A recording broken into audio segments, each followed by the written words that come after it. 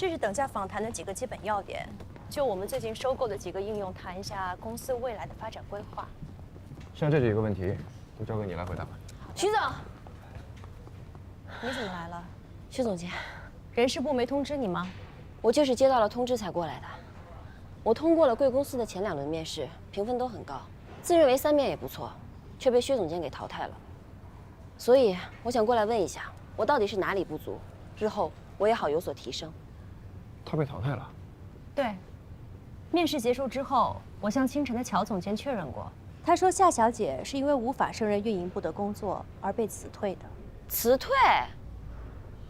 怎么会是辞退呢？SG 一向用人谨慎，档案上有不良记录的人，通常首面就会被淘汰。你之所以能通过2轮面试，只是因为星辰那边的档案更新速度太慢了。我明明是自己主动离职的。关于这一点，我不能只听信你的一面之词，除非你能给到我有效的离职证明。徐总，我的决定没有问题吧？从程序上说，确实没错。程序，我之前在星辰的工作成果，你们2位也都看到了。至于乔总监为什么那么说，薛总监你应该心知肚明。难道程序真的比真相还要重要吗？当然不是，重要的是结果。如果真如你所说，你是被人陷害的，那也只说明你这几年的人事关系处理得非常失败，自我保护意识不足。以后你要学会看人。薛总监说的没错，任何的空话都没有意义，重要的是如何让星辰收回他们的诬陷，把辞退记录消除。如果星辰可以消除我的辞退记录，你们2个是不是就愿意给我一个公平的机会？当然。面试已经结束了，人事在12点之前会确定录用名单。现在是上午9点半，也就是说你还有2个半小时的时间去确认自己的清白。好，我证明给你们看。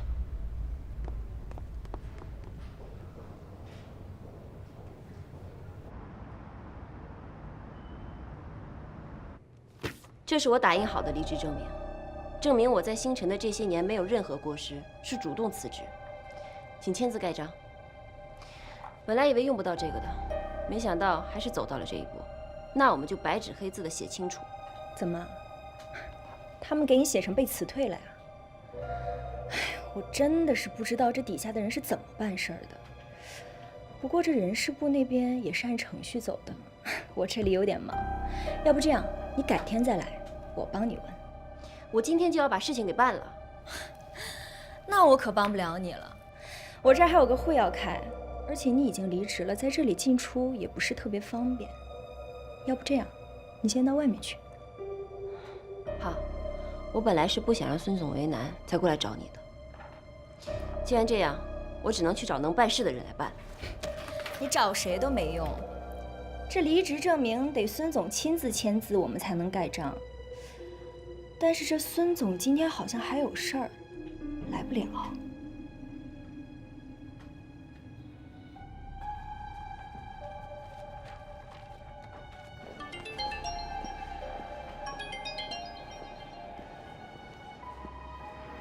喂，今天不准来公司，谁的电话都不要接。无法接通。孙总，孙总，孙总，孙总。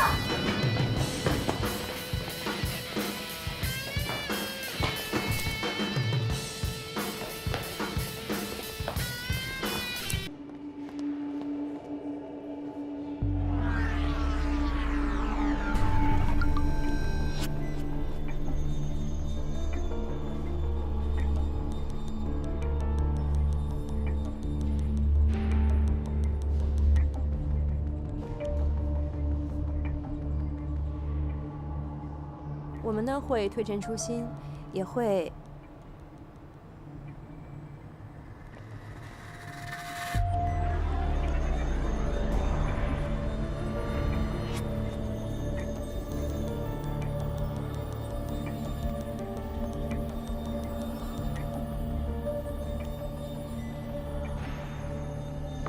夏言，都这点儿了，你也该饿了吧？怎么样，要不要跟我一起吃饭去？我等孙总一起吃。等孙总？你等孙总恐怕要等到明天了吧？思思，思思，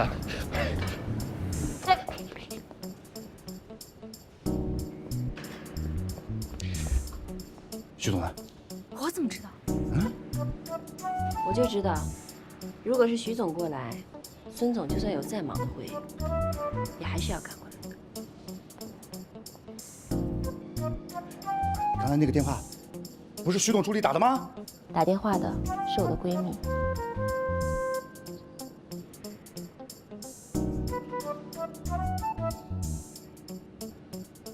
小燕，有什么事儿呢？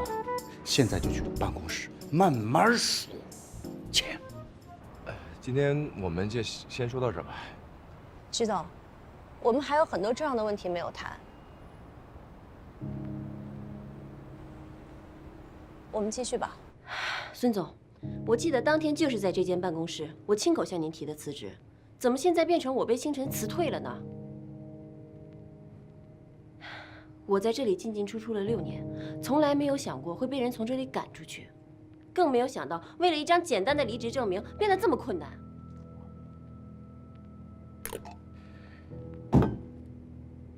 夏言呐，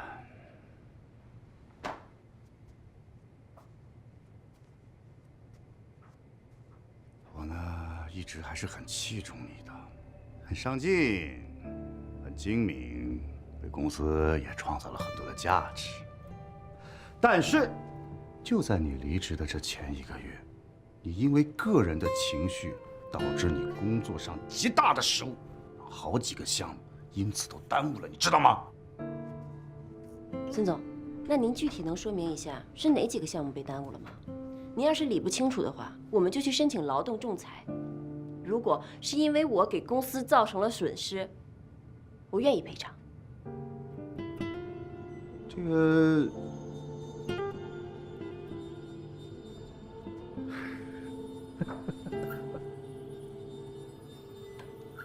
好，项目的事情再说。但单凭 SG 未来3年的短期的规划和我们星辰未来项目，那可是存在着竞争的关系。你作为星辰的资深的运营，就算你离职，短期之间我也不会让你去 SG 的。我当初跟星辰签的劳务合同没有签就业禁止协议。无论如何，这份离职证明我是拿不到了，是吧？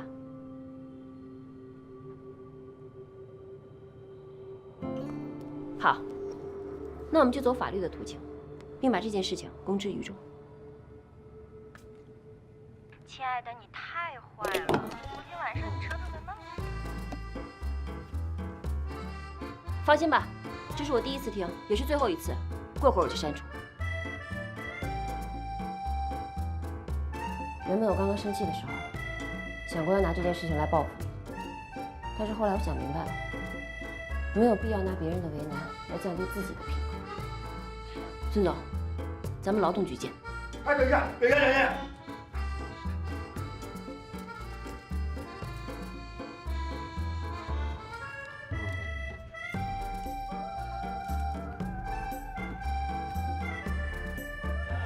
夏言，其实吧，我这么做都是舍不得你走。但是吧，你有更好的平台可以去发展，我从内心个人觉得很好哟，我愿意啊。这样，我现在就去帮你把离职证明也办了，好不好？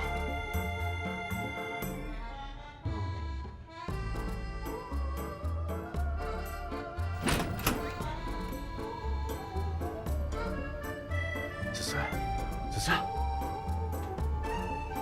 干嘛？帮夏言把离职手续给办了。我不去。现在去办呐！你凶什么凶啊？我去。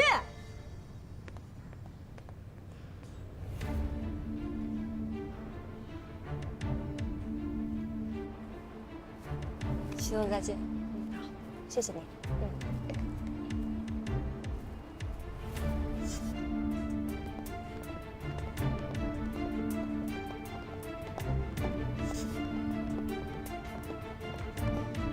夏言，你来晚了，已经过了12点了。20分钟前，我已经把离职证明交给人事部了，这个是副本，你们看吧。能在这么短的时间内解决问题，夏小姐的工作能力确实不一般。即便如此，我们还是不能录用你。为什么？刘一鸣你认识吧？听说你带着几个朋友大闹他的婚礼，甚至还招来了警察。我们 SG 可是上市公司，是不会雇佣那些喜欢惹是生非的人的。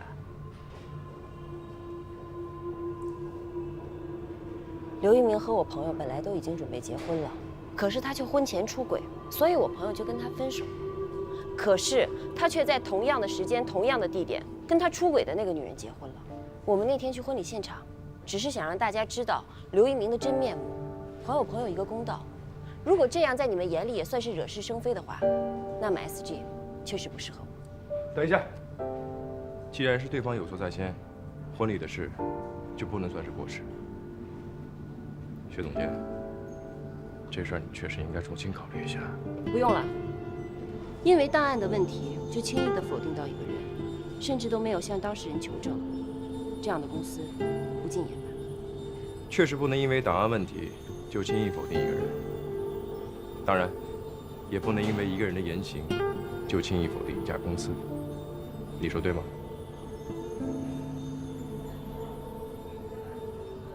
月薪2万，持5星，3个月试用期，下周1入职。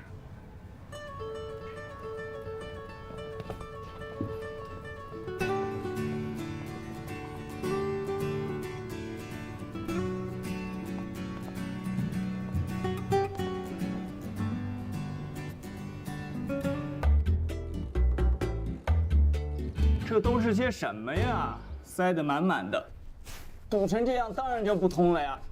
你们怎么弄的呀？就是平时洗个水果啊，掉点水果皮什么的。这也就是你们平时还用着，要是不过水儿，到了夏天这味儿反上来，得熏死人。哎呀，到时候买个下水槽搅碎机就好了。哎，就那个火星人集成水槽就挺好的。虽然你家林先生对生活品质有要求，但我还是觉得，这有些钱还是花在该花的地方。以后家里洗衣做饭、擦地洗碗，都包在我身上。那你岂不是一个全能老公啊？你不喜欢吗？我是怕我的老公太辛苦啊。这有什么辛苦？有我在，以后家里所有事都由我来干。那我做什么？你就负责享受生活，负责检验你未来老公的事业成果，负责给你老公的表现打分儿。以后在老公面前，你要做一个什么都不会的小傻子、小公主。好吧，那小公主现在要去做饭了。小王子想吃什么？又忘记了？好啦，那你去做吧。今天时间有点仓促，油焖虾下次再做。我给你做点简单的吧。那我给你下面条去。哎，我不想吃面条。我可是会做好几种卤的。可是我今天就是不想吃面条。哦，原来我们家小公主今天不饿，可是我饿了，我要准备吃小公主了。别闹，你今天坐了1天车了，多累呀！不累。哎，那你先去洗澡，换洗的衣服我都准备好了。那等我3分钟，我一定白白的出现在你面前。哎，小磊，他什么时候回来？他说今天晚上有事儿，就不回来了。懂事儿。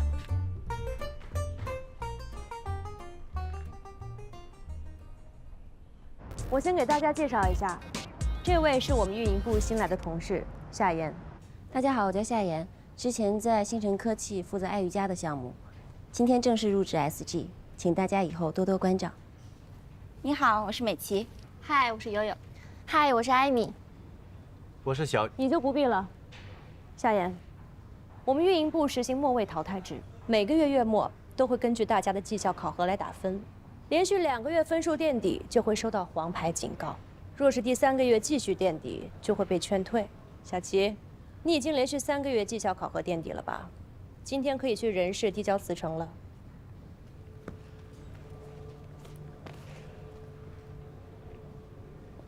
我们 SG 就是这样的一个企业 ，Drive for results， 一切以结果说话。不管你的过程当中有多努力，只要没有达到目标，那就是无效劳动。所以在这里呢，不要想着能够浑水摸鱼、耍小聪明、玩心机。不管你表现的有多刻苦，只要你没有完成任务，就会被劝退。我们会把机会留给那些更合适的人。我说明白了吗？明白，明白。悠悠，秀我新版本的第2季度线下活动策划方案，我们小组已经整理出了3份，今天早上已经发到薛总监您的邮箱里了。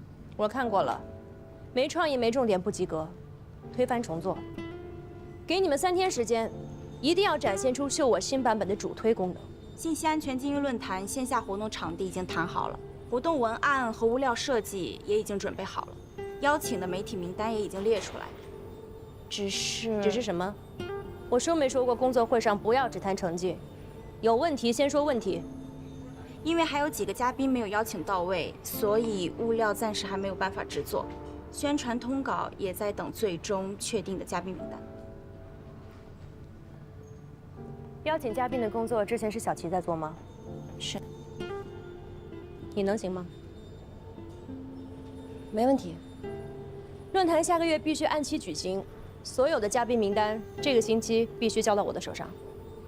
你就坐小齐的位置，试用期3个月，你的时间不多了，抓紧机会吧。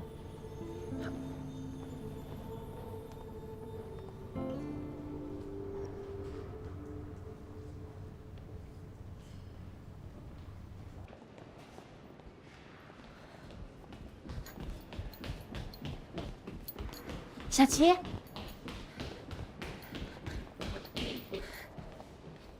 我之前合作过一家广告公司，待遇还不错，我觉得挺适合你的。你有时间可以去试一下。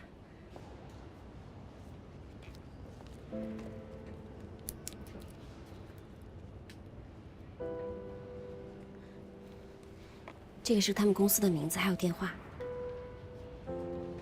谢谢你。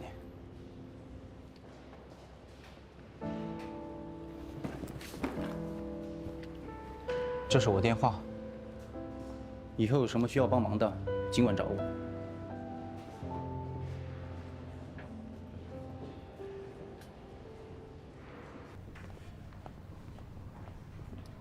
夏言，徐总好。入职第1天，这么忙啊？项目进度紧张，我得尽快熟悉。这身衣服不错，继续保持这种风格。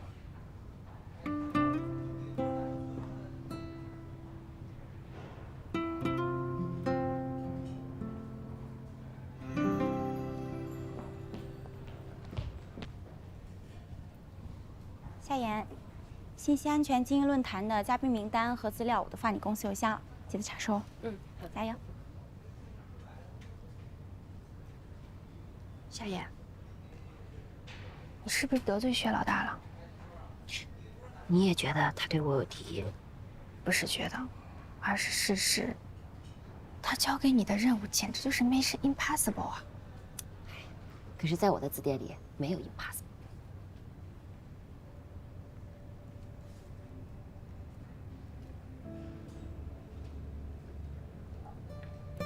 袁大海教授，刚才那个被劝退的小齐，就是卡在这个袁大海教授上了，2个多月都没能搞定，只能收拾东西回家了。这个袁大海教授啊，是业内大拿，全国计算机安全信息领域的资深教授，他来做主讲人，必然会提高这次活动的品质，所以上面就定下来非他不可。可是他拒绝了。小齐给他发了好多邮件和短信，他愣是不搭理。后来小齐直接跑到袁教授学校的办公室，直接被他叫来的保安轰出去了。僵持了2个月，愣是没跟袁教授说上10句话。对，所以说你瞎讲，是不是？袁教授，根本都……袁教授，同学，有什么事吗？我刚刚听了您的课，有个疑问。说说。您说保护大数据信息的有效措施是基于开发公司的良心，还有用户的自我保护意识。哦，我说的不对吗？我们能够做的就是提供更安全的锁，但是呢，这个锁能不能用上，取决点并不在于我们造锁的人身上。那如果在建房子的时候，为这栋房子特制一把安全锁呢？小姑娘，你是几班的？你可以把你这个想法呀，好好的构思一下，然后写出来，我们一起探讨。对不起，袁教授，我不是这个学校的学生。我是 SG 运营部的夏言。袁教授，您能给我几分钟时间？胡闹！小王，哎，叫保安来，这里有不是本校的人在捣乱，赶他出去。哎，袁教授，哎，我们袁教授不接商业活动的，你别再来烦他了。我们不是商业活动。再怎么赶时间也要吃饭的呀。哎，我先不跟你说了啊，我有点急事儿。袁教授，袁教授，怎么你也找到这里来了？这是我们活动的资料，您看一下。小李，到。你好，袁教授，您下班了。他不住在我们这小区，不能进啊。是。袁教授，袁教授，我们的经营论坛真的是公益性质的，不是商业性质的。也不能大声喧哗。再见。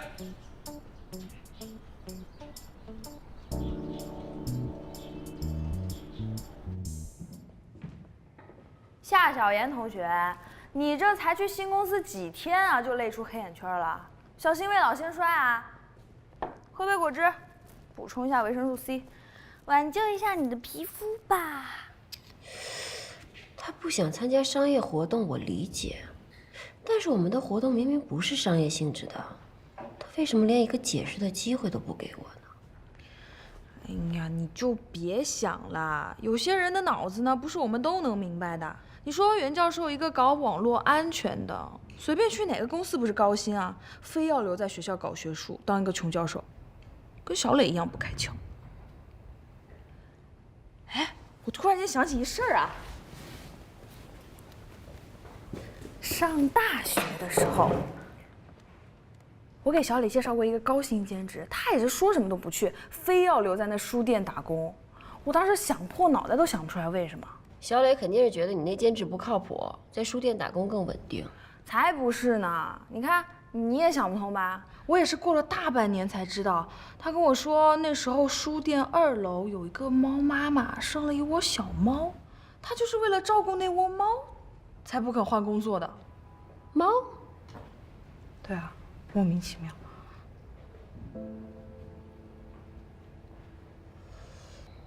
顽固的人都有坚守，有铠甲就有软肋。这个袁教授的软肋到底是什么呢？夏言，我叫你过来是来陪我聊天的，你就只知道忙工作。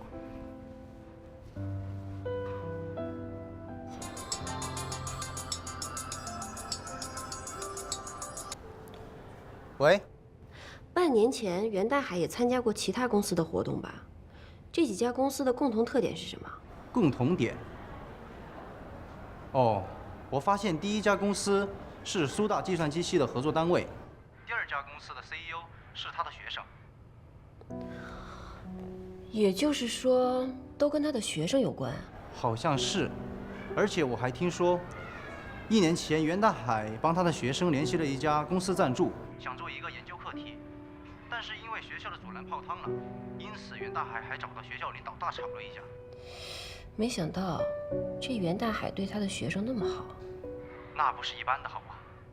总之谢谢你，有什么新情报你再告诉我啊。当初他以为我是学生的时候，对我也挺好的。也就是说，学生就是袁教授的小猫？虽然不知道他拒绝我的原因，但是我可以给他一个让他无法拒绝的理由。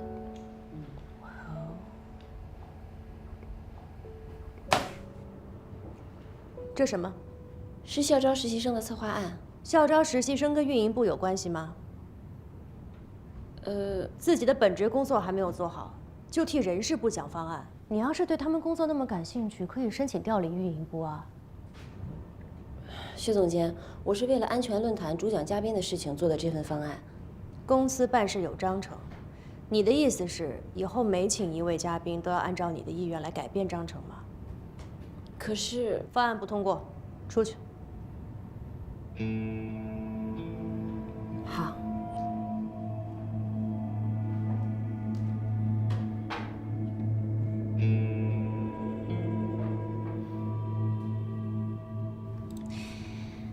哎呀，终于下班了。今天什么日子？大家都不需要加班呢？夏言，你也忙完了？难得今天下班早，要不然咱俩一块吃火锅去？夏言，你有没有在听我说话呀？你在看什么呢？校招实习生方案，你要给人事部献策啊？唉，已经被否决了。我给财务部的方案也被否决了。哎呀，奖金真是不好赚呐。什么奖金啊？你不知道吗？哦，对，你刚来啊就接手了小齐的工作，你没参加新员工培训。咱们公司啊有一个人才激励政策，所有的员工呢可以跨部门献策，一旦被采用就会有奖金。我已经想了很久了，我觉得跨部门，怎么献策啊？就很简单啊，就比如说你这个方案吧，你就可以用 OA 传给人事总监。艾米，你真的是我的大救星。你不是说被否决了吗？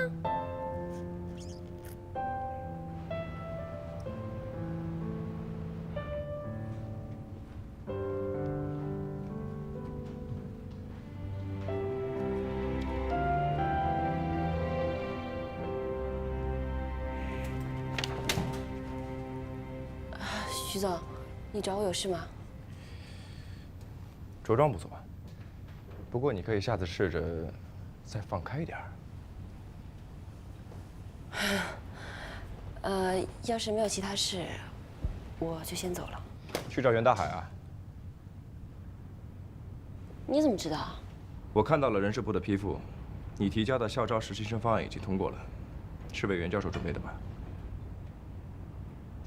切入点不错，能在这么短的时间内把袁教授捉摸透，并且知道他爱惜人才，还知道拿公司的政策为你所用，值得鼓励。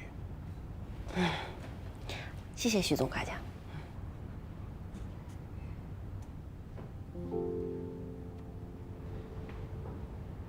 你黑眼圈怎么这么重啊？别喝咖啡了。饮水机那儿不是有花草茶吗？该休息的时候就得好好休息，别到时候分了手，怨工作拖累了自己。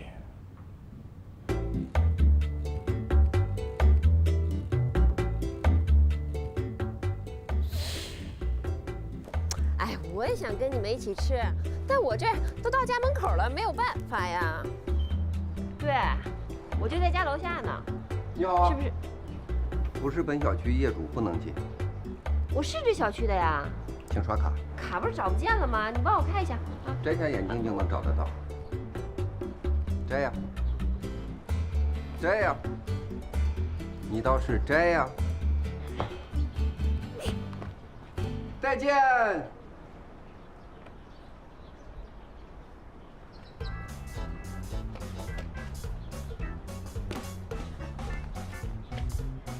你好。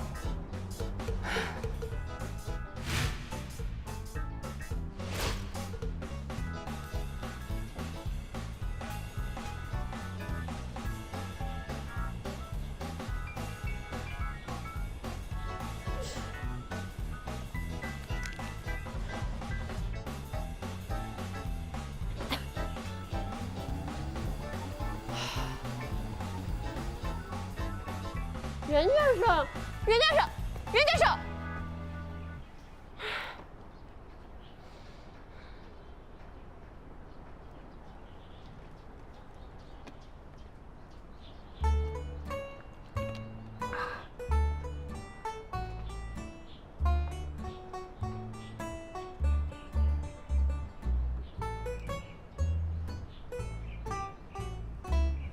袁教授。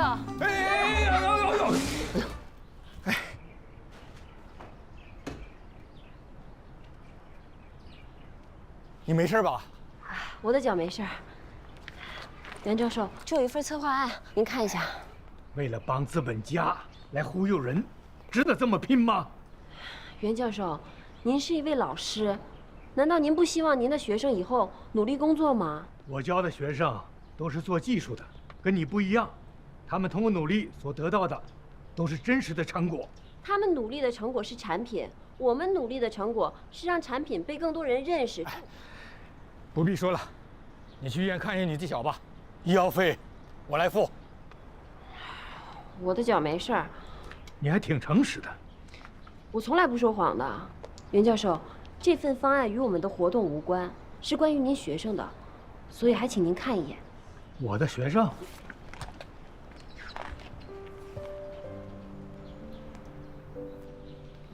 所以，你们想利用我的学生来跟我交易？不是的，您的学生都非常优秀，我们公司很需要他们。这份方案已经通过了公司的审批，不管您是否来参加我们的活动，都会执行的。你这就是活动策划？对，请您过目。我不看，我相信这份策划写的一定非常好。可是我怎么知道你们会按照这个策划去执行呢？袁教授，这份策划书将由公证处公证，并由他们监督。如果有任何违背了公益精神，或者是违背了这份策划书上的内容，我们公司不但会赔偿您巨额的赔款，还会由公证处发布公告还您清白。这个你能做主？这个我倒是不能做主，但是我可以跟您保证，如果公司不答应这个要求，我一定不会再出现在你面前。这可是你说的啊。袁教授，那如果公司答应了，您是不是就可以来参加我们论坛了？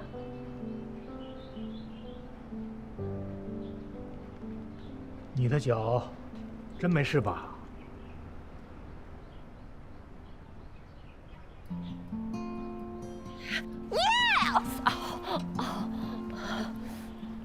谢谢你，谢谢袁教授。论坛嘉宾的邀请情况怎么样？问题都解决了吗？袁教授已经答应做主讲人了，夏言已经把签好的合作协议带回来了。答应了。对，协议在这里。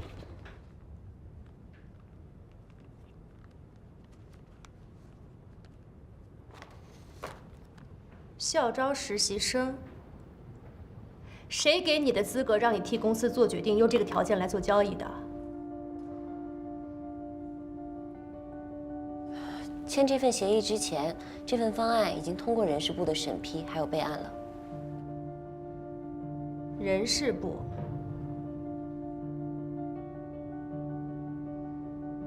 其他问题还有吗？根据嘉宾的邀请情况，通稿和物流我们已经对外投放一部分了。前几天和总监您讨论过的关于秀我新版本第2季度的线下活动达人秀，我们已经在筹备当中了。这次不仅有线上作品的投票比赛，还有线下的培训活动，所以我们前期接触的部分网红，因为时间的关系都推掉了。还差多少？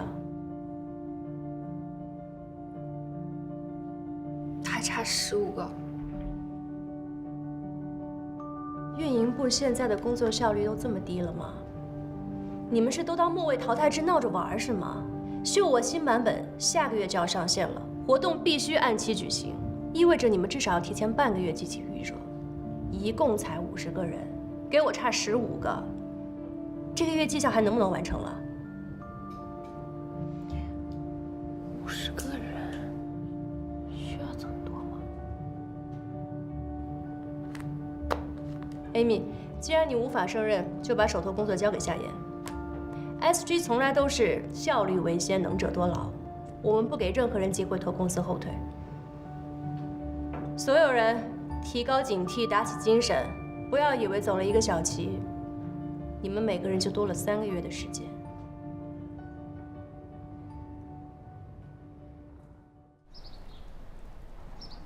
连浩学长，小磊，你下班了？你是来找夏言的吧？嗯，我们约好了晚上一起吃饭，庆祝他工作成功迈出的一小步。我还给他买了红酒呢。真贴心。我是不是应该回避一下？不用，一起啊！我买了3个人的量，你也好久没尝过我的手艺了吧？那我今天晚上可以跟着夏言沾沾光，有口福了。走吧。嗯。用我帮你拿吗？不用不用。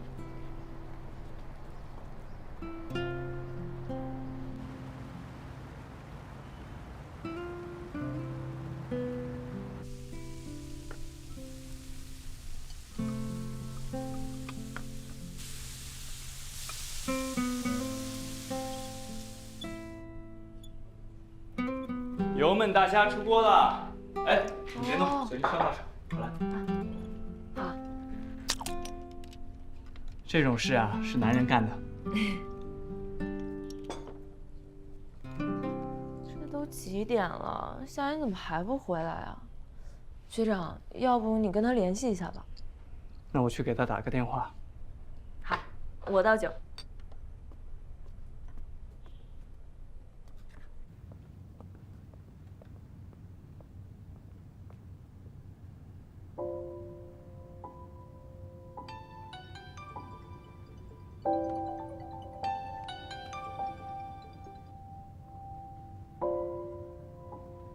喂，亲爱的。你现在不会还在公司吧？哎呀，都这么晚了，我一忙就忘记看时间了。是不是饿了？你这么一说还真有点儿。要不然你跟小磊先吃吧，我这赶紧忙完了，然后我再回去。我都好几天没见你了，我一定会尽快回去的。行，你路上别着急，注意安全。饿了的话就去楼下便利店买点吃的，先垫垫肚子。好。那我先工作了。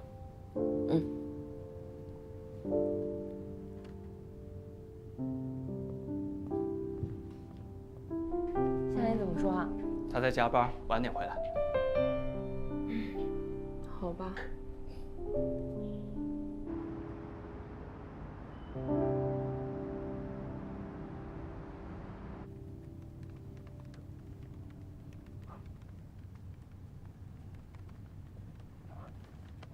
还没下班？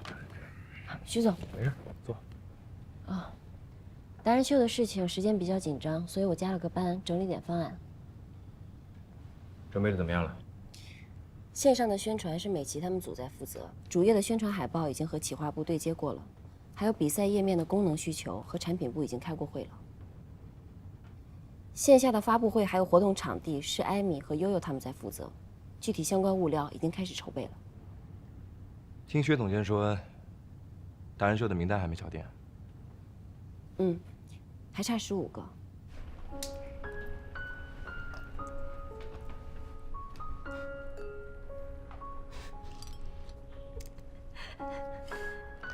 看什么呢？笑成这样。你看看，这小孩是不是挺逗的？小胖子哈。逗吧？还穿个恐龙的衣服。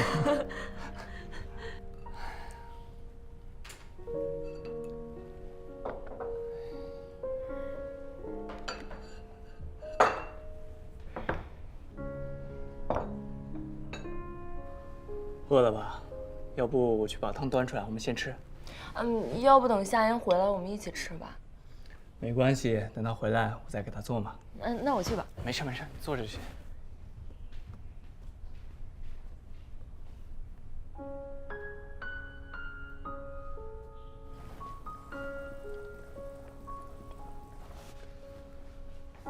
来，汤好了，我拿下垫子。小心点。冬菇乌鸡汤，你们女生喝了补气养血。来，好香啊！真羡慕你们。你说当时我们学校啊，有那么多对儿，我们认识的人里面，到现在还在一起的，也只有你和夏言了吧？吃饭吧。不了。紧张什么？让你吃饭又不是吃你。不是，我还要忙方案的事情呢。嗯。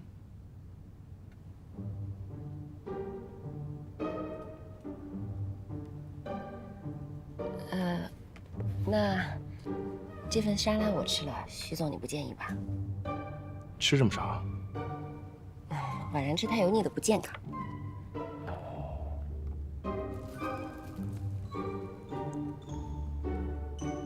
这鸡蛋给你吃吧，我不爱吃。您不吃就放着呗。浪费可耻。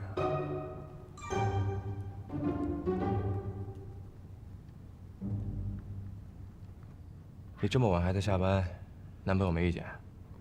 所以，咱们公司是不是应该考虑给员工发情感补偿费啊？可以啊。如果你们分手的话，我可以考虑补偿一笔费用给你。徐总，我虽然有工作，但是我也有个人的生活。你自己慢慢吃吧。方案就按照你的想法梳理出来，明天交给我。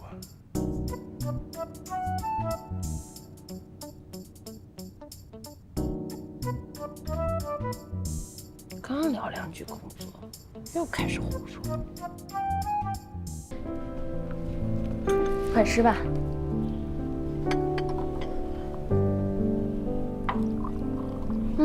好熟悉的味道，还给你加了糖呢。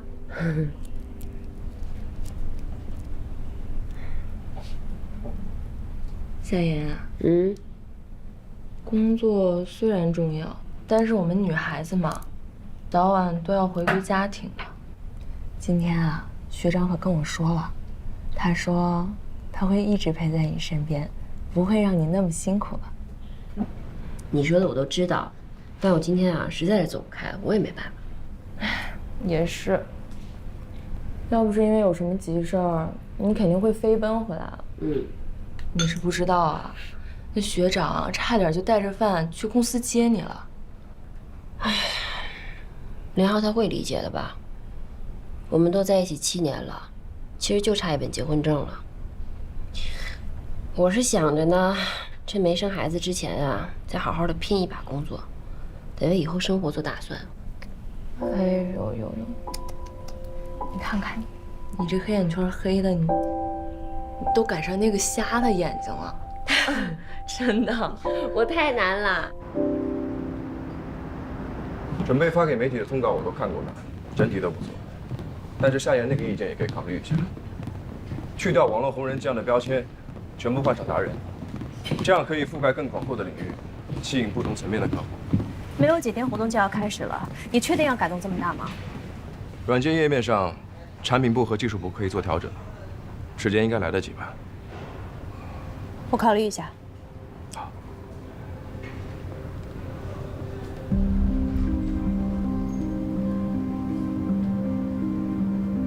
达人名单的空位现在还剩下多少个？我目前谈了25位候选人，不过这些人都是我按照新的标准来找的，具体人选还是需要薛总监你这边确认。方案的事情我已经知道了，徐总跟我说了。活动人选目前齐了，没有其他问题了吧？总监，昨天有另外一个活动，也找上了我们谈的5个头部网红，时间跟咱们定的有冲突。这5个头部网红说要把佣金提高50%，不然他们就不来了。什么意思啊？他们是要违约吗？因为之前他们承诺说要来，所以只签了意向书，合同寄过去了，但是还没有寄回来。合同的事情到现在没搞定，早干嘛去了？既然知道要邀请那么多人，你们是不是应该在关键环节上进行把控啊？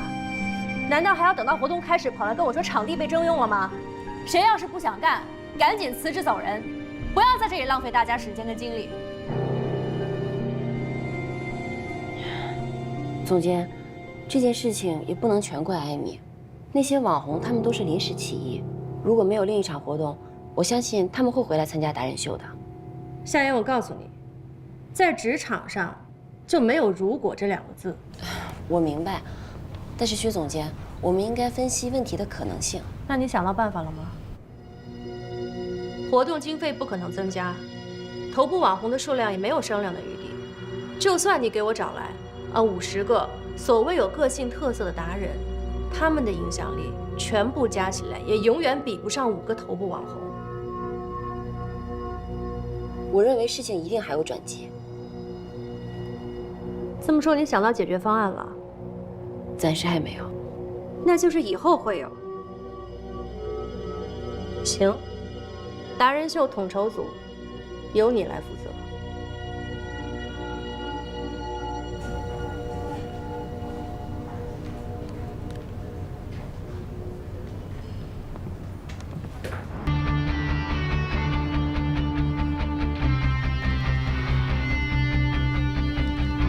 对对对，行，一点啊。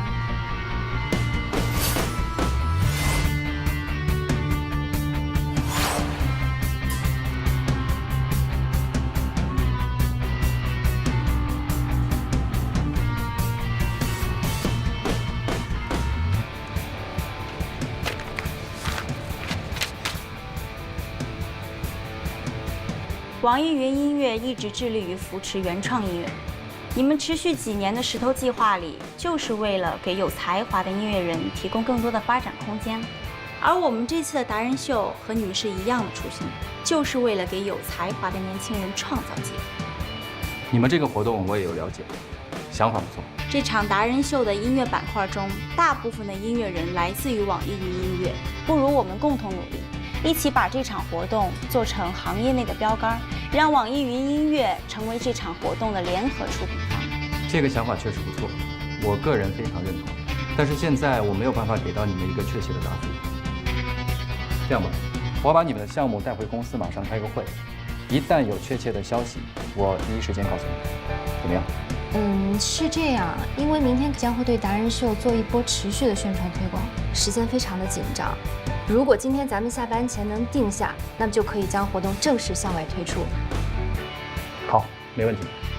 好，网易云音乐要跟达人秀合作。他们愿意为达人秀提供所有的音乐资源，并且为音乐人提供推广资源。这次活动呢，涉及的音乐作品比较多，原本有些歌曲是需要获得特别授权的，但是这次我们以网易云音乐联合出品方的名义发起，版权相关他们就会负责处理，相当于节省了很大一笔经费。现在我们只需要负责活动场地，还有达人近半个月的培训支出就可以了。我算过了，经费完全都足够。行，让法务部拟合同吧。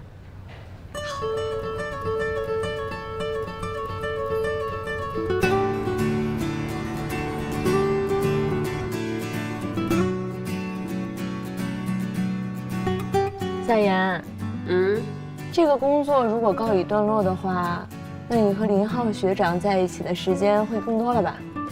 安全论坛刚落幕，现在又来了个达人秀 ，SG 的硬骨头啊，真是一块比一块难啃。我现在忙的连跟林浩打个电话的时间都没有，还不如当初异地恋。我说那些资本家就这么压榨你们这些小白领的？除了工作，连私生活都不能有吗？要是工作的压力吧，我倒不怕。关键是除了一个处处挑你事儿的女上司，还有一个行为可疑的男上司，我简直就是夹缝中生存啊！什么意思？什么男上司啊？哎，你过来说嘛！哎，亦正亦邪，听我仔细跟你们说啊。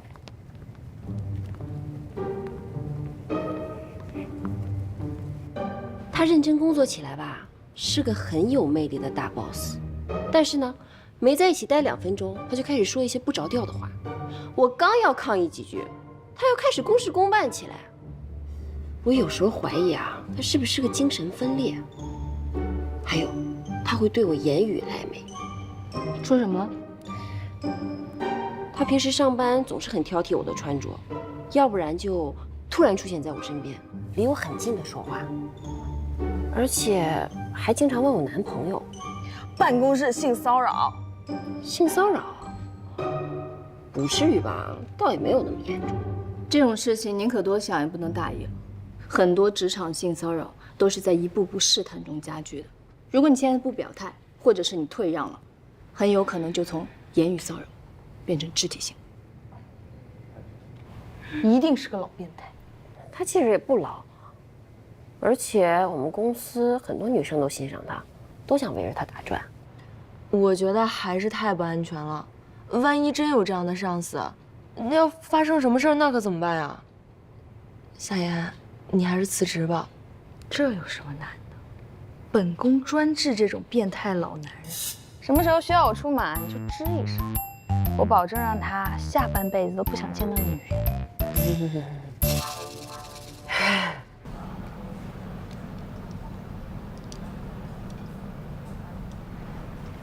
这个是黄总他们公司的成品研发报告。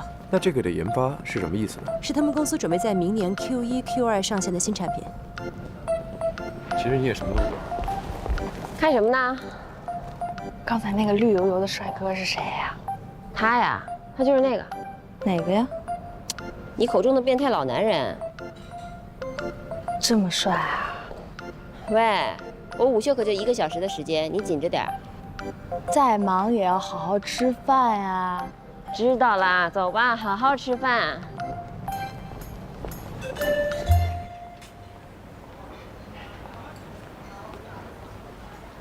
你可没告诉我是这么有型的一款色狼啊！有什么区别吗？当然有区别啦。同样的话，丑男人说是骚扰，帅哥说呢就是调情。你遇上的这款，能和你调情，算你荣幸。我看你啊，跟他一样，变态了。既然你这么不受用，那不如交给我好了，1个月之内帮你搞定他。别了，他高深莫测的，跟你之前遇上的男人啊不一样。那更有挑战性了。只要我出马，保证让他除了我，对其他女人提不起任何兴趣，而且是一辈子的那种。那不是等于把你送进狼窝里啊？我乐意啊。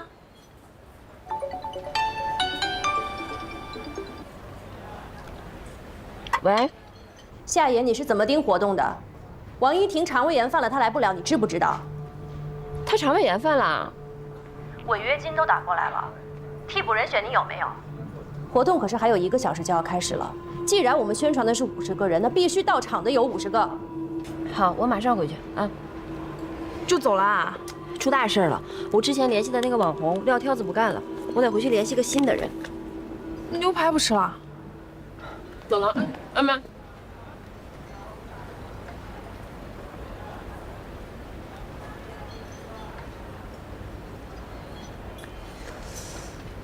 喂。啊，是我。上次你跟我说那什么活动来着？哎，夏言，你可回来了！怎么会发生这种事儿呢？别急，我刚想给你发消息，事情已经解决了。解决了？对呀，我们之前联络过的一个美妆达人，他突然说可以来了。谁呀？叫什么我忘了，反正一会儿你就知道了。你快准备一下吧，仪式马上开始了。尊敬的各位来宾，现场所有亲爱的朋友，大家下午好！谢谢，非常感谢各位的掌声和热情。您现在关注到的是 SG 与网易云音乐联合举办的“悦享秀我达人秀”启动仪式活动现场。那么接下来，我们首先邀请全场的朋友拿出热情的掌声，来有请 SG 夏言女士来到舞台上，为大家介绍今天达人秀的活动流程。欢迎。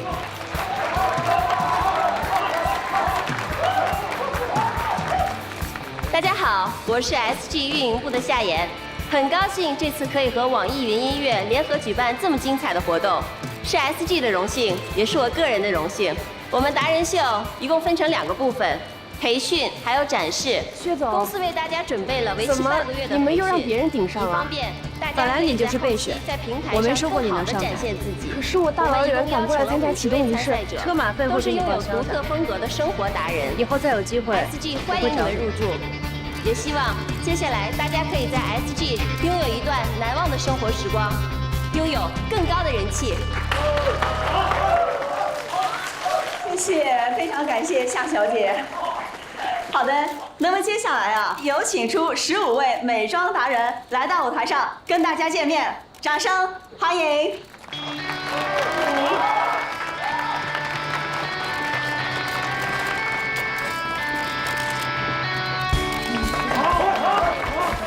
接下来就简单的自我介绍，认识一下。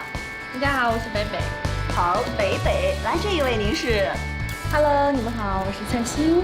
哇，名字非常好听的蔡欣。这一位您是？大家好，我叫辛迪。好，来这一位小姐姐。大家好，我是 Coco， 非常可爱的 Coco 小姐。好，我是林佳。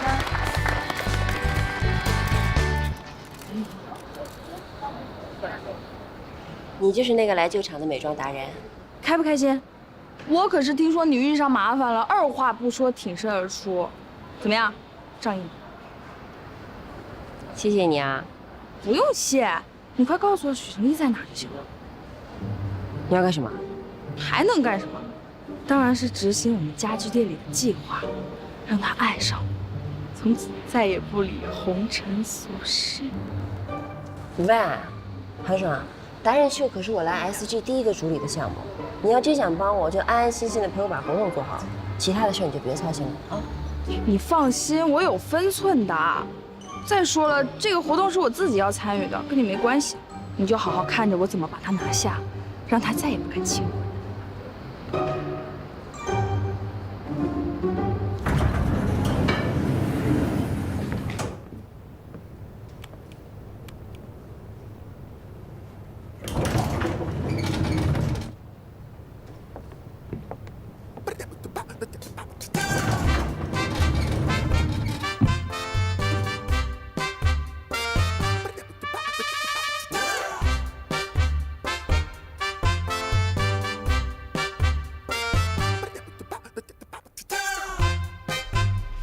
您就是徐总吧？你好。都说徐总您是 SG 的招牌，男神中的男神。今天一看，果然让人眼前一亮。看来老天是想安排我一段奇遇呢。请问你是？我是你们刚签约的美妆达人，我叫 Coco。不好意思。与达人联络不是我负责的，不是由您负责，也可以互相加深一下了解。在活动上你有什么不懂的地方，你可以找我们运营部的夏言。就是夏言告诉我你的情况的，不过我还是想跟你亲自聊聊。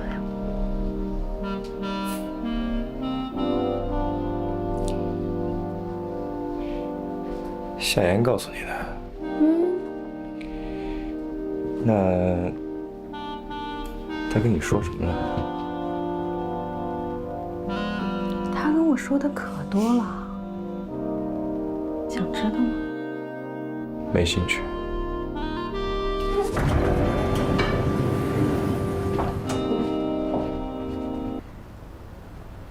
你这办公室不错嘛。郝总，我正准备去跟您和陈总汇报呢。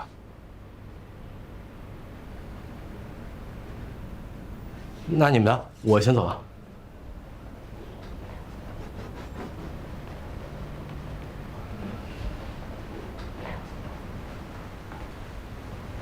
够宽敞，布置的不错。就这沙发好像不太行啊，回头我得给你们陈总说说，让他替你换一套。不用了，挺好的。沙发是给客户做的，跟你谈生意的人一坐上来就知道你是什么段位。像这种别人淘汰下来的老沙发，绝对不可以出现在你的办公室，明白吗？明白。你站着干嘛？坐下说啊。啊。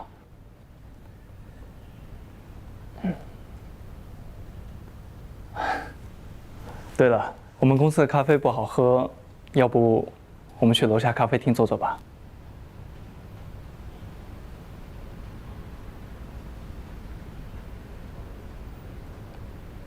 好。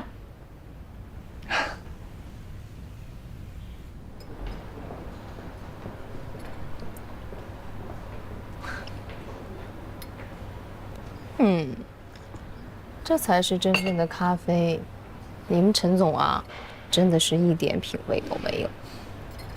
过去我也一样，喝不出这些东西的好坏。是啊，你跟我这些年变了好多。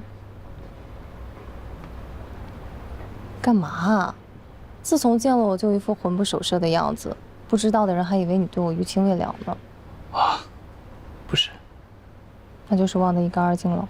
没有，也不是。好了，别紧张，不逗你了。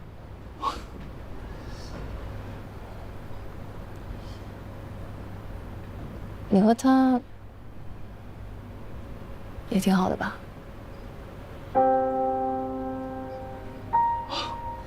还成吧？还成，都瘦成这样了，他也不说给你补一补。他工作也挺忙，我们一周都未必能见上一面。白天见不到，晚上总能见到吧？我一个人住，她跟闺蜜一起住，我搬过去也不大方便，就另外找了房子。反正我们也快结婚了，到时候再搬也行。到时候你也会给他做右门下吗？不会，当然不会。那是属于我们的记忆。好了，我们谈工作吧。哦，郝总，您看这个。这个第4期款的打款时间和标准不太一样哦。我看看啊。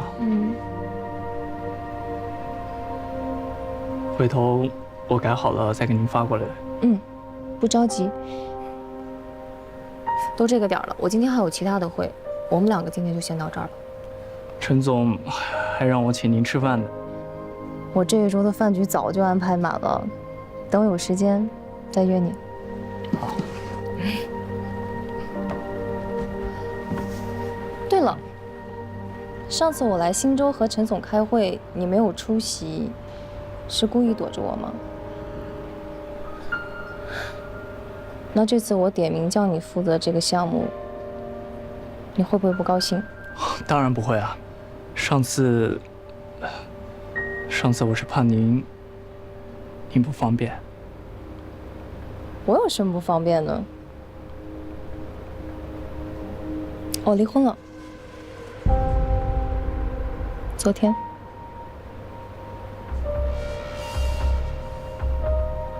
拜拜。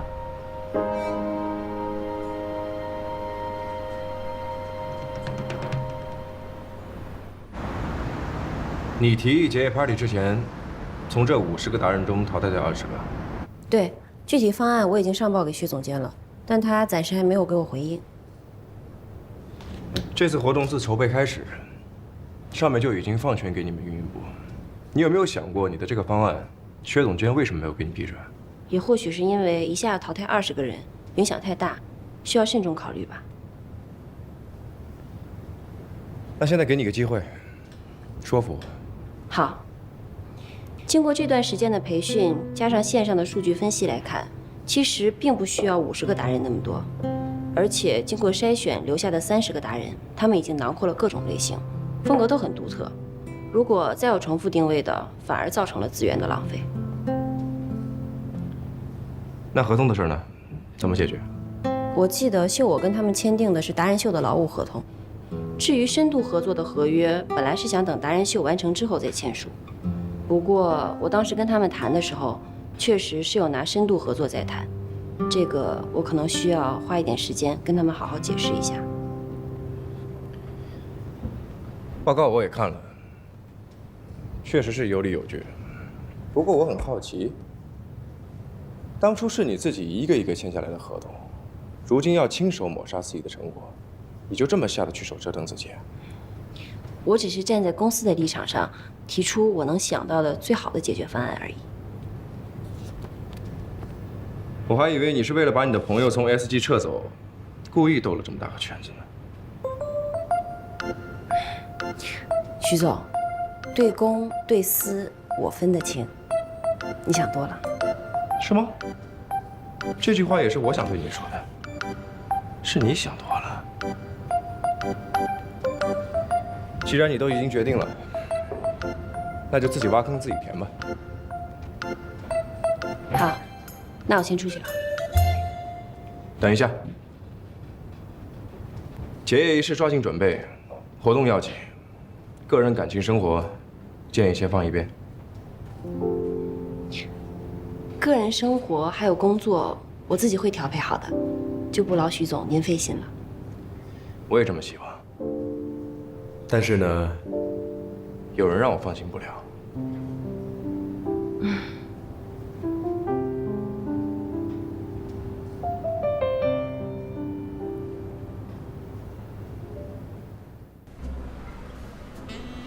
啊，哎，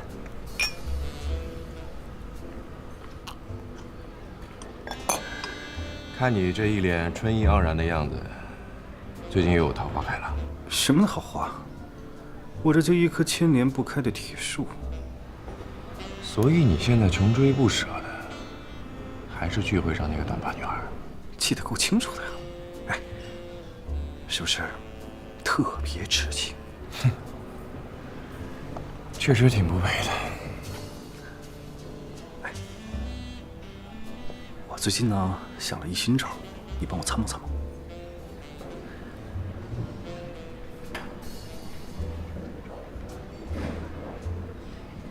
实在没有时间跟你一起吃饭，只能让你请我喝酒，你不介意吧？当然不介意，您喝，我负责开车送你。我就住上面的酒店，不用开车。那我陪您喝。算了，不想喝就别喝，反正你又不像我，不需要借酒消愁。郝总有什么愁的？能不难过吗？结束的不只是婚姻，朋友、事业全没了。也不是全没了，不是还有我们这个项目吗？现在这个项目只是替别人搭桥，我没有自己的公司，很难揽到大的生意的。那就再成立一家公司啊，以你的能力，新公司一样可以风生水起。成立公司？在哪？哪都可以啊，比如新州，你有这么多人脉，成立公司绰绰有余。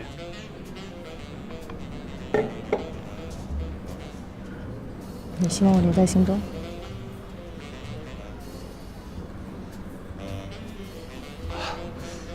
也不一定是新州，深圳、上海都有那么多合作过的公司，就看你想待在哪儿了。我想留在哪儿？你猜不到吗？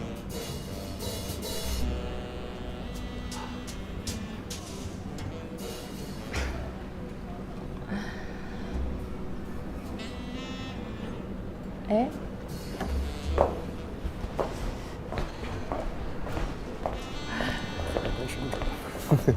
徐总，这么巧又见面了。郝总，没想到在这儿能遇见你。来出差？我的事儿你没听说？我听说郝总重获自由，恭喜啊！所以过来见个人，说不定就留下了呢。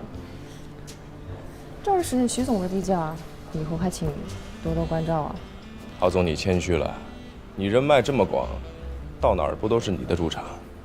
对了，徐总，介绍你认识一位我特别看好的青年才俊。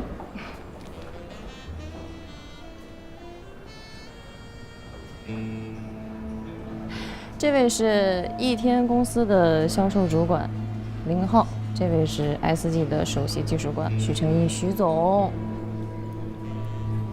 这位是马克。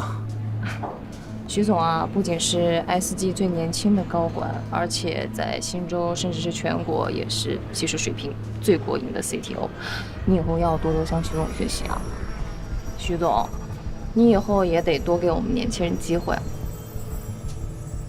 郝总，你喝多了。好像是有点。我该回去了，你们继续。慢走啊。拜拜。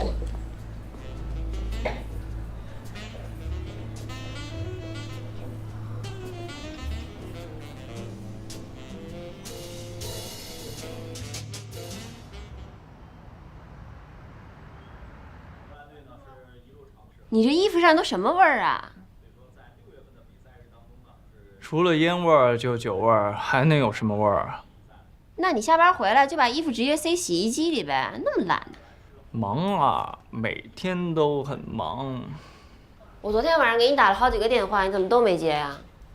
谈生意，陪客户喝酒，回来太晚了就没给你去电话了，怕吵醒你嘛。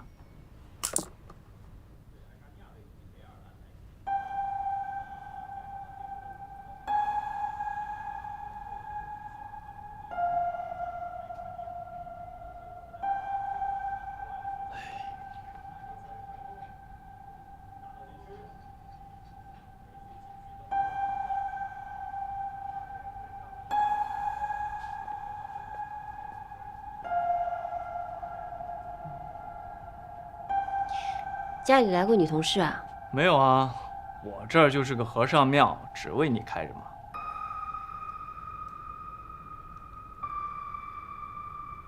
这是什么？这不是你的口红吗？这不是我的，这是从你衣服里面掉出来的口红。我衣服里的？怎么可能？我一男的我又不用这个，用这个干嘛？涂嘴上当小丑吗？还是当其他的什么东西啊？林浩，我很认真的在问你。今天怎么了？我没什么，我就想知道，这到底是谁的口红？为什么会出现在你的衣服口袋里？生什么气呀？我是真的不知道啊。你别告诉我，你是买来送给我的。哎呀，而且还是用了一半的。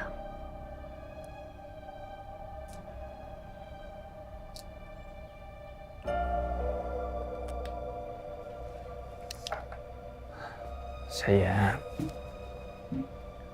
你最近太累了，等你忙完了，我们去旅游吧。我昨天晚上给你打电话，你为什么没有接？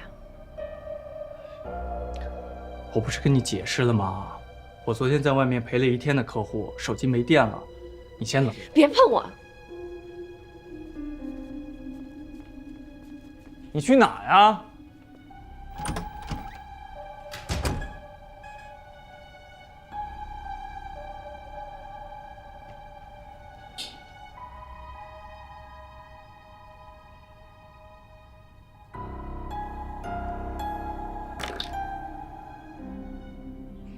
先别着急，我慢慢说。我就是想不明白，他的衣服里面怎么会掉出一支女人用过的口红？我有点害怕了。好了，自己先别乱想。你跟林浩3年的异地恋都过来了，怎么现在反而不自信了？我不是没有自信，我也不知道自己到底是怎么了。我看到那支口红的时候，我的心就好像有一只猫一直在挠，我的脑子里啊，就一直出现那个姓许的跟我说的那些奇奇怪怪让我分手的话。然后我就控制不住我自己，我就质问林浩，冲他发火。可我明明知道林浩他那么好，就算我那样无理取闹，他还是会包容我。他还担心地问我，是不是工作太累了，压力太大。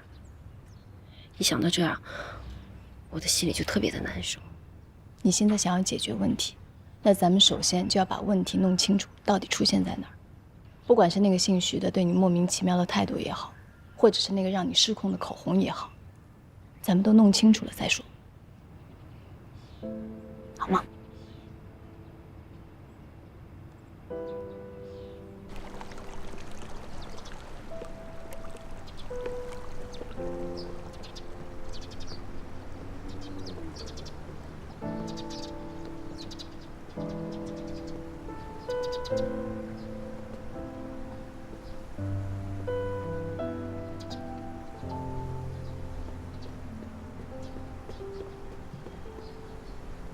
夏言，你去哪了？我给你打那么多电话，你都没接，急死我了。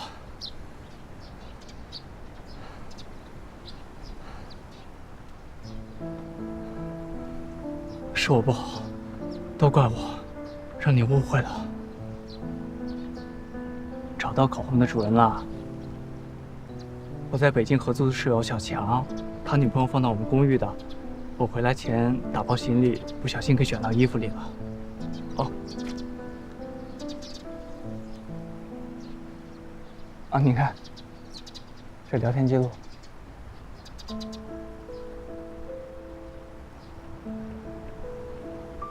这个是他女朋友的照片。你要不信的话，我可以给他打电话，你亲自跟他确认。好了好了，收起来吧。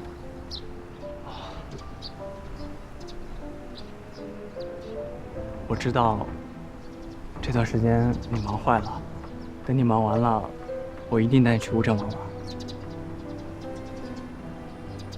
啊，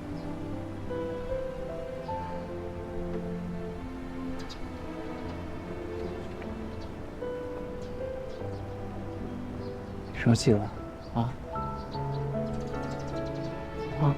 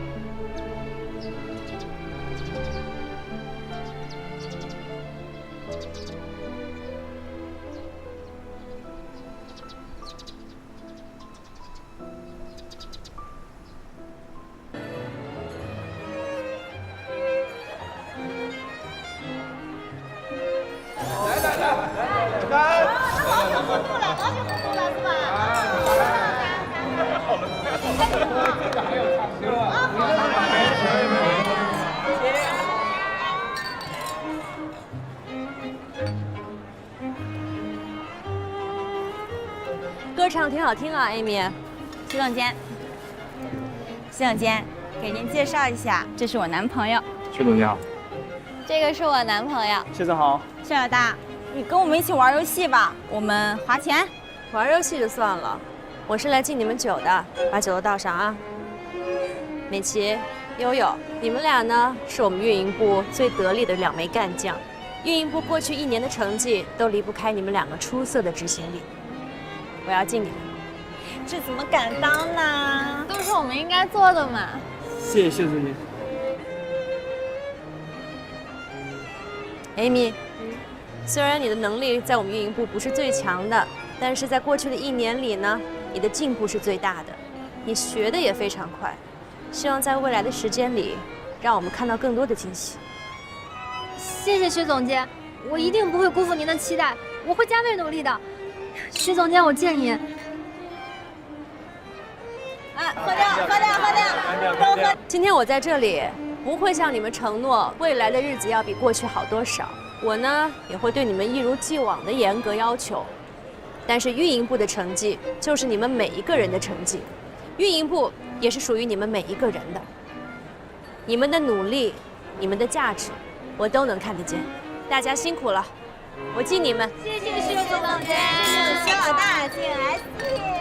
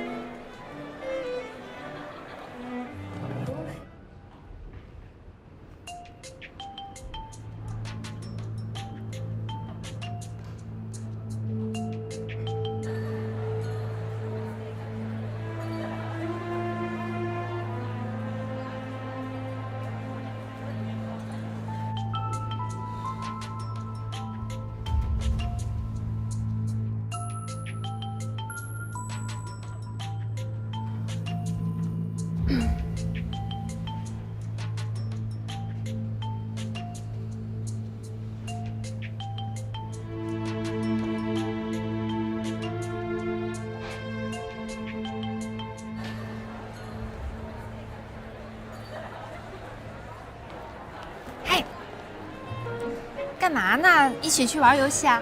打电话呢。别打了，走吧。来，夏言来了。夏言，我有个提议啊，咱们玩个游戏怎么样？好。那我们玩逛三元怎么样？好呀，好呀，好。2个人一组。那美琪，你跟你男朋友一组；悠悠，你跟你男朋友一组。咱俩最近，咱俩一组吧。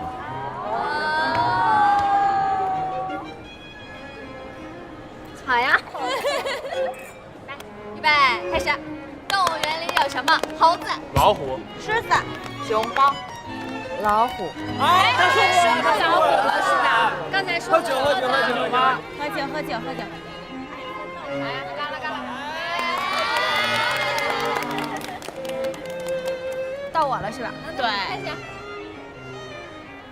开始。SG 今年的业绩真的不错呀。你真的要留在信州了？手续已经办好了，下周举行一个小型的酒会，公司就算正式成立。这么快？怎么样？要不要过来帮我？你是说，就像过去一样？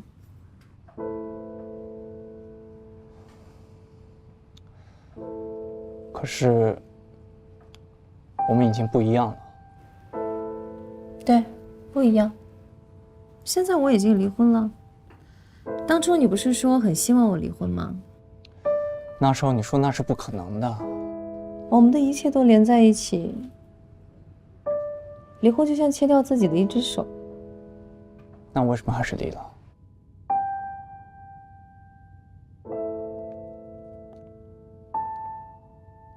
你真的不知道吗？我不知道，我不是你第一个情人。对，你不是，在你之前还有好几个呢。但是你跟他们不一样。哪不一样了？我对你来说只是逢场作戏吗？当然不是。我也不是。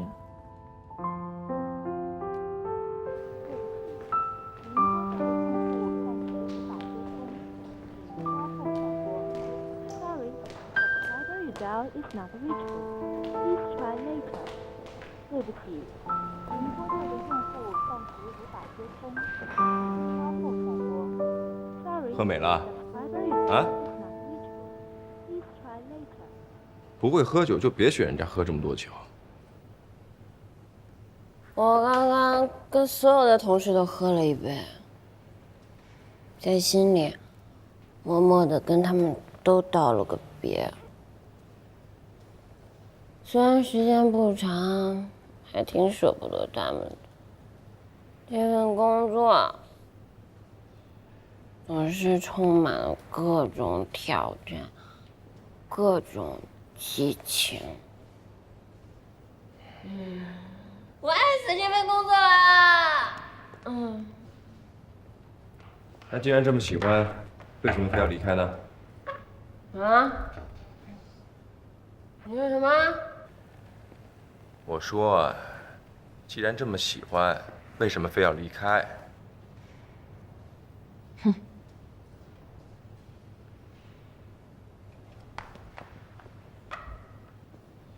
你，因为这里有你。但是我有更重要的东西，不能失去。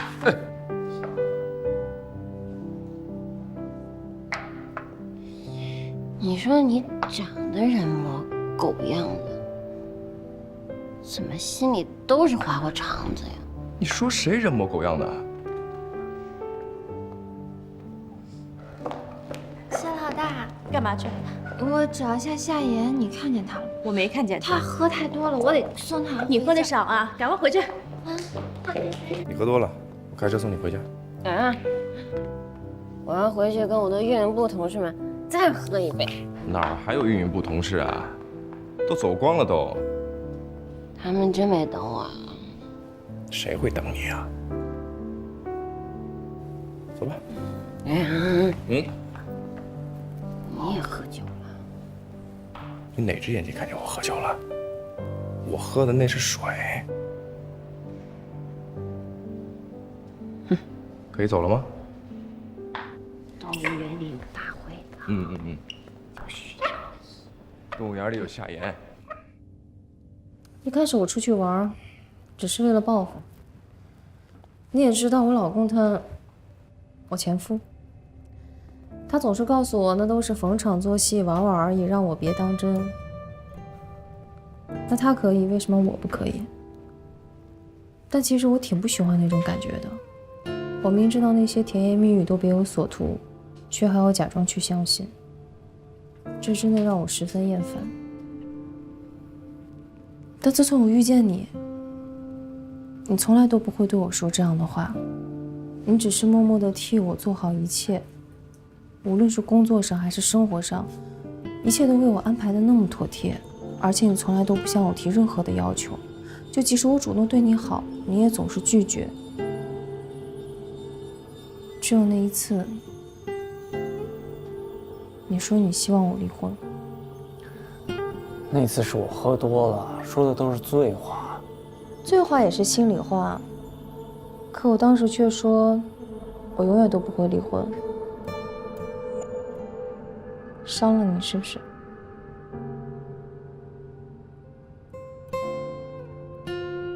你什么也没说，就那么走了。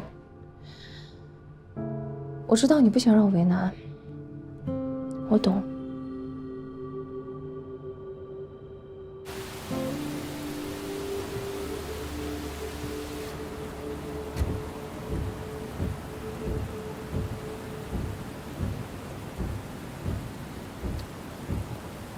你这迷迷糊糊的，你告诉我的地址准确吗？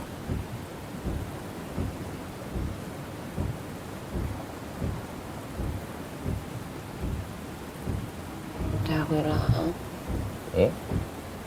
你说女人的拒绝是不是很可怕？可不可怕我不知道，但是我想说，你的直觉一定是错的。之前我一直觉得，即使我跟我前夫貌合神离，也要在一起。为了这么多年的感情，可是你走了之后，我才发现，我和他之间只剩利益。我不想再自欺欺人，我知道，我爱上你了。可是我已经回到他身边了，我们都决定结婚了。如果你真的决定结婚，我也不会让你为难。我只是想知道，你是不是也真的爱我？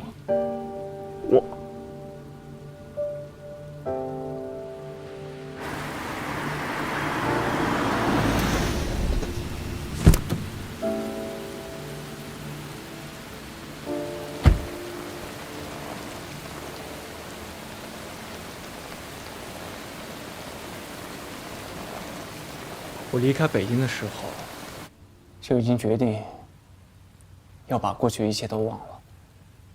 我太对不起夏言了，我不能再辜负她了。我知道你是一个很有责任感的人，但是如果你心里有别人，却依然要选择跟另一个人结婚的话，那这样岂不是更不负责吗？可是我只要你回答我，到底爱不爱我？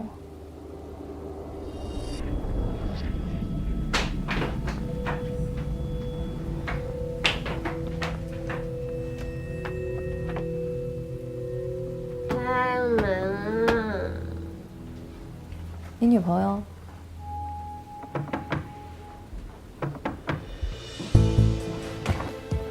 干嘛去？先躲一下行吗？为什么？什么为什么？有要什么？如果你可以当着他的面拒绝我，我就彻底死心。先别说这个了行吗？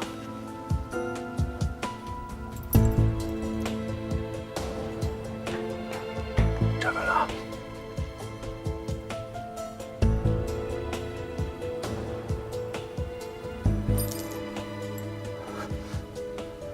怎么办？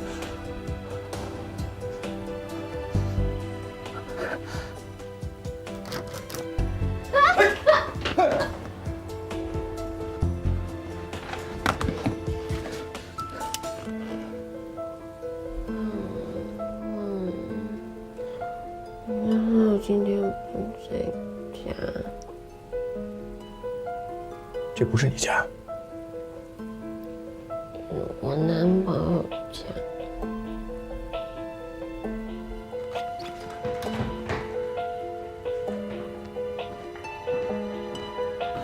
干嘛呀？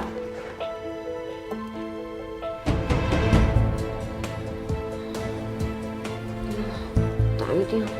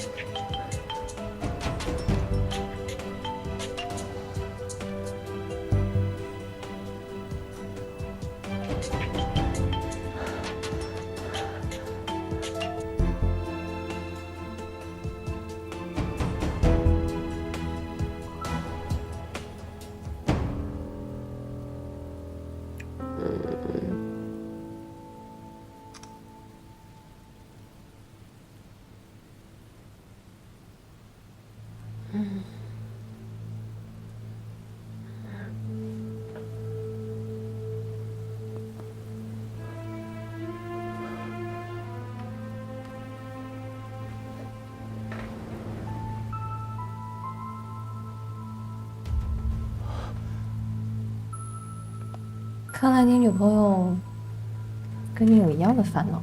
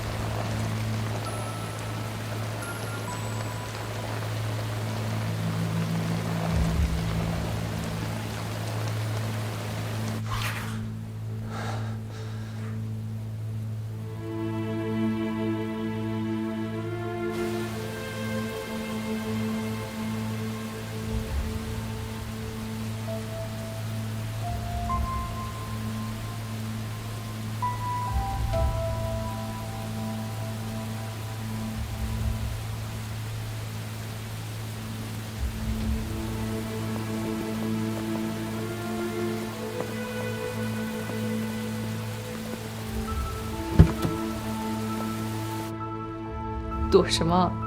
他都这样光明正大带着你女朋友在你面前示威了，你躲什么？他们不是那种关系。你确定？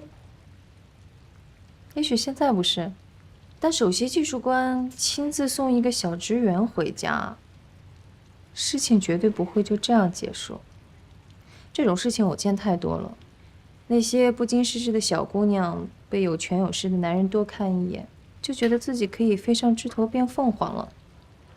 尤其是像许成义这种不仅有权、多金、帅气，而且还单身，想要不动心太难了。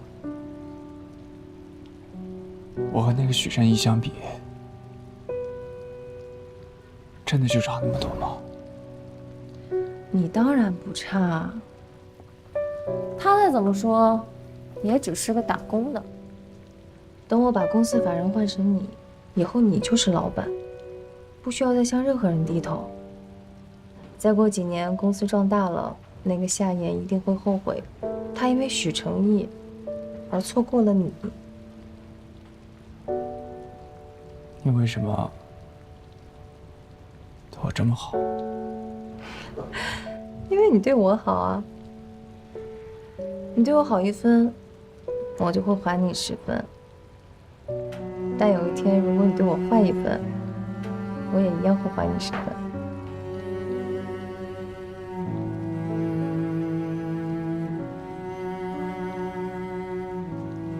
不会，永远不会。